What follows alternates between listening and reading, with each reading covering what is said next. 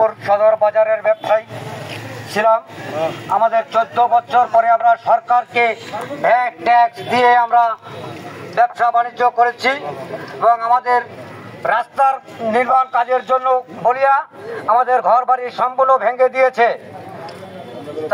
আমরা যাতে পুনরায় ব্যবস্থা পেতে পারি সেই ব্যবস্থার জন্য আমরা আজকের মানববন্ধন করেছি। বলেছে যে এই রাস্তা সম্পূর্ণ কমপ্লিট করে আজকের পর্যন্ত এই বিগত 4 বছর এখন তো আমার কোনো রাস্তাঘাট কমপ্লিট করা হয়নি। আমরা তার জন্য বিচার চাই। 10 বছর প্রশাসনিক লাইনে কেমনে সে চাকরি করে আমার জানা নাই। আমি ঊর্ধ্বতন কর্মকর্তার দৃষ্টি আকর্ষণ করছি যে আপনারা এই জাকিরকে অতি দ্রুত চাকরি থেকে বরখাস্ত করেন, নতুবা নাজিরপুরে এর চাইতেও বড় আন্দোলনে আমরা চলে যাব। পক্ষ থেকে স্মারকলিপি পাঠ করছি। বরাবর জেলা প্রশাসক পিরোজপুর, মাধ্যম উপজেলা নির্বাহী অফিসার নাজিরপুর পিরোজপুর। বিষয় নাজিরপুর উপজেলা প্রকৌশলী মোহাম্মদ জাকির হোসেন মিয়ায়ের ব্যাপক দুর্নীতি অনিয়মের অভিযোগ প্রসঙ্গে মাননীয় জেলা প্রশাসক মহোদয়, অশেষ শ্রদ্ধা সম্মান পূর্বক বিনীত নিবেদন এই যে আমরা পিরোজপুর জেলার নাজিরপুর উপজেলার স্থায়ী বাসিন্দা। আমরা আপনার নিকট অভিযোগ করিতেছি যে নাজিরপুর উপজেলা প্রকৌশলী মোহাম্মদ জাকির হোসেনের বিরুদ্ধে ব্যাপক দুর্নীতি অনিয়মের অভিযোগ রয়েছে। তার প্রেক্ষিতে আমরা নাজিরপুরবাসী একত্রিত হয়ে একটি প্রতিবাদ মিছিল সভা ও মানববন্ধনের আয়োজন করেছি। আমরা নিম্ন স্বাক্ষরকারীগণ তার পদত্যাগ যথাযথ বিচারের দাবি কামনা করে নিম্নলিখিতভাবে তার দুর্নীতি তুলে ধরেছি। 1.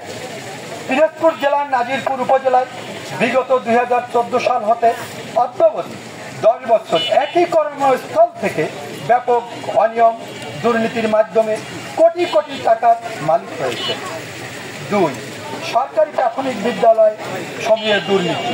নতুন জাতীয় বরাদ্দকৃত সরকারি প্রাথমিক বিদ্যালয় ভবন নির্মাণ প্রকল্পের টেন্ডার আইডি নং 879050, 271149, 278691 এর আওতায় ছয়ঘরিয়া, কবিরাজবাড়ি, পশ্চিম যুগিয়া, পাতাখালী, রঘুনাথপুর সরকারি প্রাথমিক বিদ্যালয় নির্মাণ কাজ বাস্তবায়নে বিজেপির মাধ্যমে দরপত্রে আহ্বান করে তাদের নোটিফিকেশন অফ অ্যাওয়ার্ড দেওয়ার পূর্বে টেন্ডার ভ্যালিডিটি মেয়াদ শেষ হয়ে যায়।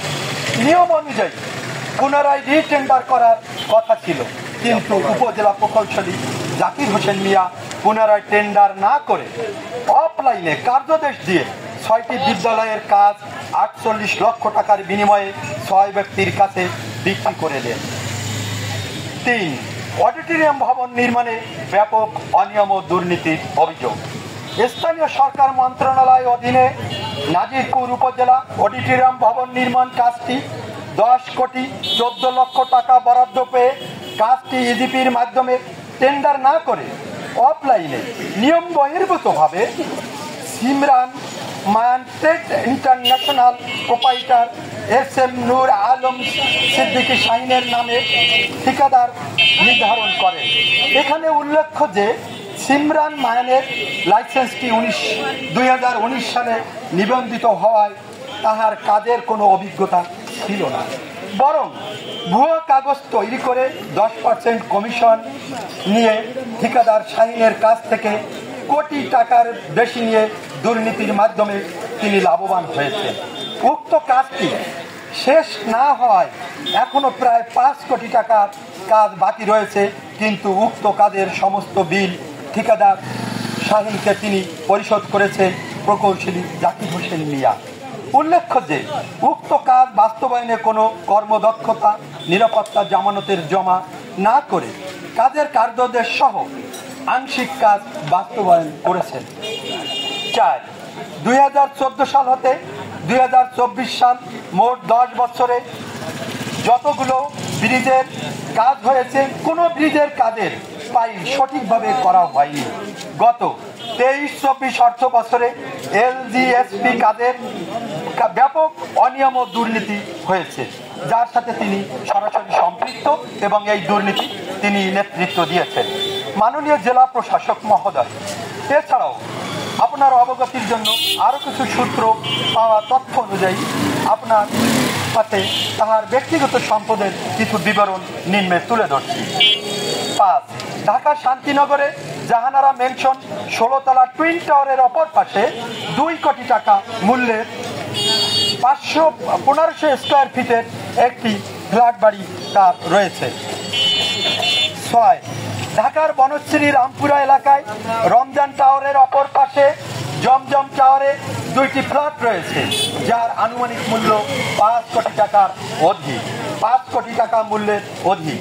এছাড়া ফরিদপুরের শাদিপুর মেইন টাউনে 1 বিঘা জমি, যার মূল্য 5 কোটি টাকা 2024 সালে তিনি দলিল করেছেন। 8, শান্তিনগর শাখায় স্ত্রী সাবিনা ইয়াসমিনের নামে তার ব্যাংক অ্যাকাউন্টে রয়েছে বিশাল পরিমাণের টাকা জমা রয়েছে, যা আমরা বিশ্বস্ত সূত্রে জানতে পেরেছি। 9, 2017 সালে ফরিদপুর ডিসি অফিসের সামনে 5 কোটি টাকা দিয়ে তিনি জমি ক্রয় করেছেন। 10, ব্যক্তিগত 3টি প্রাইভেট কার রয়েছে তার পরিবারে, যে এই 3টি বিলাসবহুল গাড়ি তার পরিবারের সদস্যরা ব্যবহার করছেন। 11, উপজেলার 9টি ইউনিয়নের 64টি রাস্তার কাজ ফেলে রেখে অথচ সিংহভাগ বিল তিনি পরিশোধ করেছেন। প্রকাশ থাকে যে ইতিমধ্যে নাদিরপুরের সাংবাদিককে মাথায় পিস্তল ঠেকিয়ে প্রকৌশলী বহাল তবিয়াতে শিরোনামে একটি নিউজ প্রকাশিত হয়েছে তিনি দৈনিক পত্রিকায়। অতএব হুজুরের সমীপে আকুল আবেদন, দুর্নীতিবাজ প্রকৌশলী জাকির হোসেন মিয়াকে উপরে উল্লেখিত বিষয়াদি তদন্তপূর্বক বিভাগীয় আইন ব্যবস্থা গ্রহণ করে আপনার সদাই অবগতি মর্জি হয়। বিনীত নিবেদক বৃন্দ।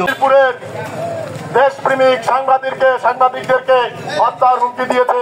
আমরা নাজিরপুরের সর্বস্তরের সাধারণ জনগণের পক্ষ থেকে তীব্র নিন্দা জানাই এবং এই দুর্নীতিবাজকে অচিরেই বহিষ্কারের আহ্বান জানাই।